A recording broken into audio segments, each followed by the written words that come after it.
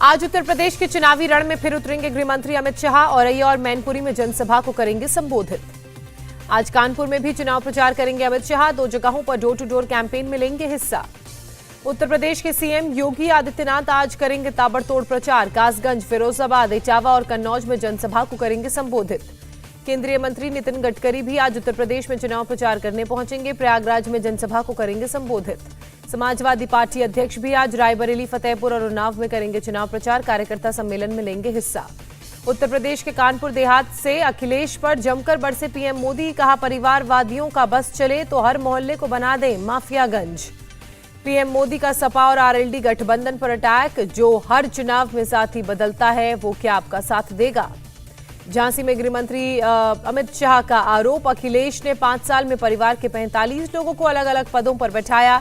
PM ने 45 योजनाएं आपके घर पहुंचाई। अमित शाह ने परिवारवादी पार्टियों को देश के लोकतंत्र का धब्बा बताया। बोले, इन पार्टियों में लोकतंत्र को बढ़ाने की ललक नहीं। मुलायम यादव के गढ़ मैनपुरी में गरजे सीएम योगी। सीएम बनते ही अखिलेश ने राम मंदिर पर हमला करने वाले आतंकवादियों के मुकदमे वापस लिए। हाथरस में सीएम योगी का आरोप। विपक्ष ने वैक्सीन पर किया गुमराह। अब उन पर वोट से तमाचा मारने की जरूरत। हिजाब विवाद पर सीएम योगी की चेतावनी। कहा, संविधान से चलेगी सरकार, शरिया कानून से नहीं। 80 और 20 वाले बयान पर योगी की सफाई। कहा, धर्म जाति की बात नहीं, 80% लोग सुरक्षा, गरीबी और कल्याण पर सरकार के काम से खुश। अखिलेश यादव का बीजेपी पर ट्वीट। लिखा, दूसरे चरण के चुनाव के बाद साफ है कि सपा गठबंधन जीती सीटों का शतक पूरा करेगी। अखिलेश यादव का हमला। पहले चरण के बाद बीजेपी के नेता ठंडे पड़ गए हैं। बुंदेलखंड के मतदान के बाद बीजेपी सुन्न हो जाएगी। एसपी नेता इमरान मसूद बोले, योगी का 80-20 का फॉर्मूला बिल्कुल सही। 80% सपा के साथ और 20% बीजेपी के साथ। मऊ सदर से बाहुबली मुख्तार अंसारी का बेटा अब्बास अंसारी सुहेल देव भारतीय पार्टी से मैदान में। कहा, बाप और बेटे में कोई फर्क नहीं पड़ता। उत्तर प्रदेश के हमीरपुर में प्रियंका गांधी का रोड शो। कांग्रेस प्रत्याशी राजकुमारी चंदेल के लिए प्रचार किया। प्रियंका गांधी ने ट्वीट किया, जो ना रोजगार की बात करे ना किसान को दाम दे, ऐसी सरकार को जनता खारिज कर दे।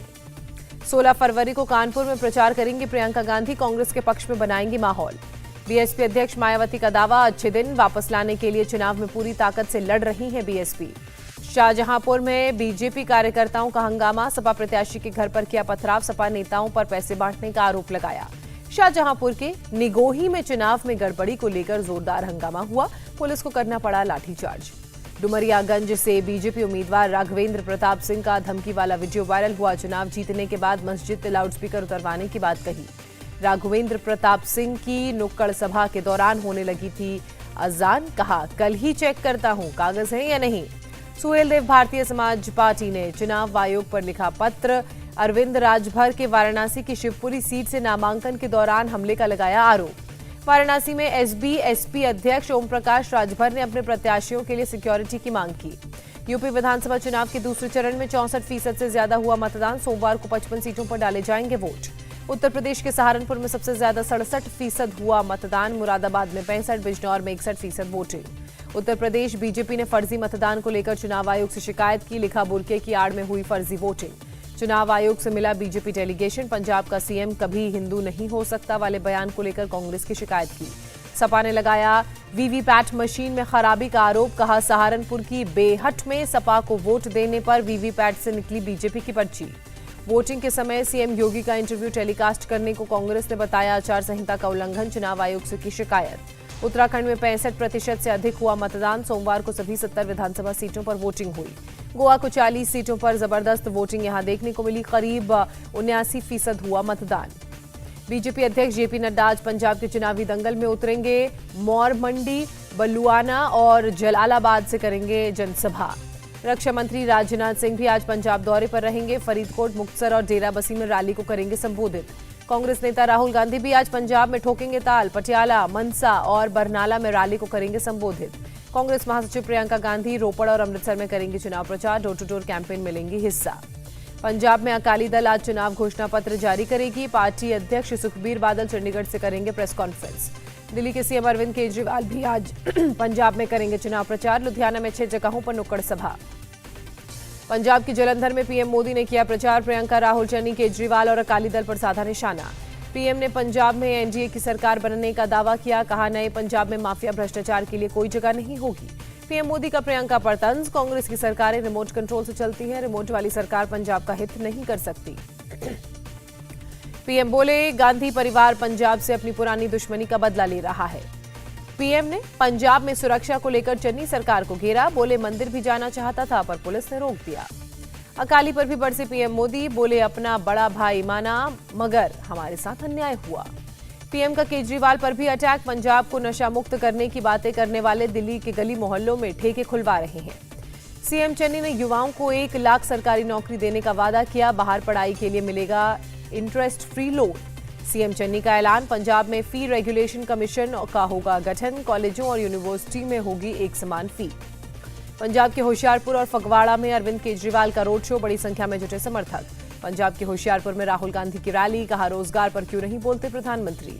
हिजाब विवाद पर कर्नाटक हाईकोर्ट में आज फिर होगी सुनवाई, मामले में फुल बेंच ने सोमवार को की थी सुनवाई, 2 घंटे से ज्यादा बहस हुई। हाईकोर्ट में छात्राओं के वकील देवदत्त कामत की दलील, सरकारी ऑर्डर को आर्टिकल 25 के खिलाफ बताया। कर्नाटक हाईकोर्ट ने कहा यूनिफॉर्म मामला कॉलेज डेवलपमेंट कमेटी देखेगी। हिजाब मुद्दे पर कर्नाटक हाईकोर्ट से मुस्लिम छात्राओं की अपील, फिलहाल सुनवाई रोकने की अपील की, चुनाव पर असर पड़ने की दलील दी। कर्नाटक विधानसभा सत्र के दूसरे दिन आज भी हंगामे के आसार, 25 फरवरी तक चलेगी कार्यवाही। कर्नाटक में राज्यपाल के अभिभाषण के दौरान कांग्रेस विधायकों ने काली पट्टी बांधी, हिजाब विवाद पर जताया विरोध। आंध्र प्रदेश के विजयवाड़ा में मुस्लिम महिलाओं का प्रदर्शन, स्कूल कॉलेज में हिजाब को मान्यता देने की बात कही। मुस्लिम महिलाओं ने हिजाब को बताया जरूरी, कहा कोर्ट को भी फैसला लेने से पहले एक बार फिर जरूर सोचना चाहिए। लखीमपुर केस का आरोपी आशीष मिश्रा आज जेल से आएगा बाहर, 5 दिन पहले मिली थी आशीष को जमानत। चारा घोटाले के सबसे बड़े मामले में आरजेडी अध्यक्ष लालू प्रसाद यादव समेत 99 आरोपियों पर फैसले का दिन आज। डोरंडा कोषागार से 139 करोड़ निकालने का है आरोप। चारा घोटाले से जुड़े 4 केस में लालू यादव को हो चुकी है सजा, फिलहाल जमानत पर है लालू यादव। तेज प्रताप यादव ने केंद्र सरकार से मांगी वाई सिक्योरिटी, अपनी जान को बताया खतरा। 27 फरवरी को होने वाले निकाय चुनाव में केंद्रीय बलों की मांग पर बीजेपी ने कलकत्ता हाईकोर्ट का रुख किया, आज हो सकती है मामले में सुनवाई। अनिल देशमुख भ्रष्टाचार केस में बर्खास्त इंस्पेक्टर सचिन वाजे से जेल में होगी पूछताछ, मुंबई की विशेष न्यायिक कोर्ट ने दी इजाजत। महाराष्ट्र के पूर्व गृह मंत्री अनिल देशमुख के सहयोगी संजीव पलांडे और कुंदन शिंदे से भी जेल में होगी पूछताछ, स्पेशल पीएमएलए कोर्ट ने सीबीआई को पूछताछ की दी इजाजत। जम्मू कश्मीर के मेंढर में एक AK-47 राइफल और 2 पिस्टल समेत हथियार और गोला बारूद बरामद किया गया, पुलिस और सेना के जॉइंट ऑपरेशन में मिला। आज राजस्थान विधानसभा के बाहर बीजेपी करेगी प्रदर्शन, रीच पेपर लीक मामले की सीबीआई जांच की करेगी मांग।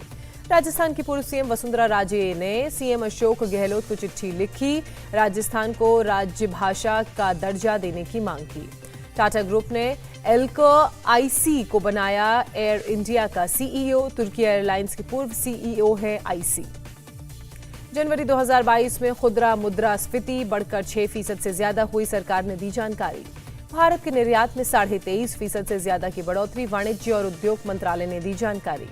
12 से 18 साल के बच्चों के लिए एक और कोरोना वैक्सीन जल्द आएगी, डीसीजीआई की एक्सपर्ट कमेटी ने भी कॉर्बेवैक्स को मंजूरी देने की सिफारिश की। 15 से 18 साल के 1.5 करोड़ से ज्यादा बच्चे फुली वैक्सीनेटेड, स्वास्थ्य मंत्री मनसुख मांडविया ने दी जानकारी। देश में 24 घंटे में 34,000 से ज्यादा नए कोरोना के मामले सामने आए, 346 लोगों ने जान गंवाई। महाराष्ट्र में कोरोना के 1900 से ज्यादा नए मामले सामने आए, 24 घंटे में 12 की मौत। दिल्ली में कोरोना की रफ्तार धीमी, एक दिन में 586 नए कोरोना के संक्रमित मिले, 4 की मौत। असम सरकार ने दी राहत, बाहर से आने वाले यात्रियों को कोविड टेस्ट कराने की जरूरत नहीं। हिमाचल में 17 फरवरी से शैक्षणिक संस्था खुलेंगे, जिम और सिनेमा हॉल को खोलने की भी मंजूरी। कोरोना प्रतिबंध के चलते कई महीने बाद जम्मू में खुले स्कूल, 9वीं से 12वीं तक के छात्र पहुंचे स्कूल। बंगाल में 16 फरवरी से फिर खुलेंगे स्कूल, रात 12 बजे से सुबह 5 बजे तक रहेगा नाइट कर्फ्यू। पश्चिम बंगाल ने अंतर्राष्ट्रीय विमानों के आने पर रोक हटाई, यात्रियों को फुली वैक्सीनेटेड होना या RT-PCR टेस्ट का सर्टिफिकेट दिखाना होगा। दिल्ली में 87 साल की बुजुर्ग महिला के साथ यौन उत्पीड़न, गैस का स्टोव ठीक करने आया था आरोपी। दिल्ली के तिलक नगर की घटना, पुलिस ने सीसीटीवी फुटेज के आधार पर आरोपी की तलाश शुरू की।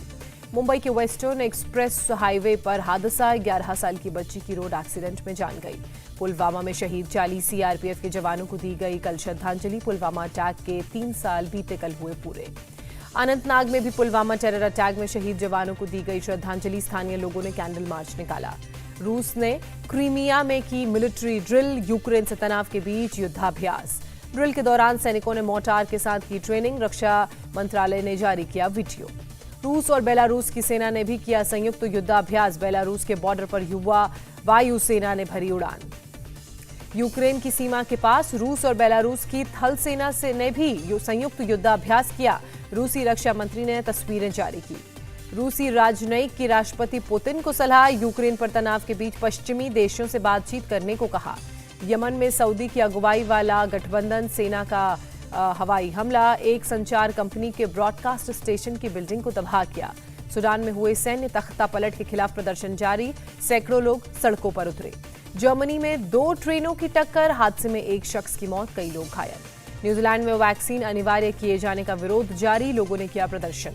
फिर चोटिल हुए वॉशिंगटन सुंदर।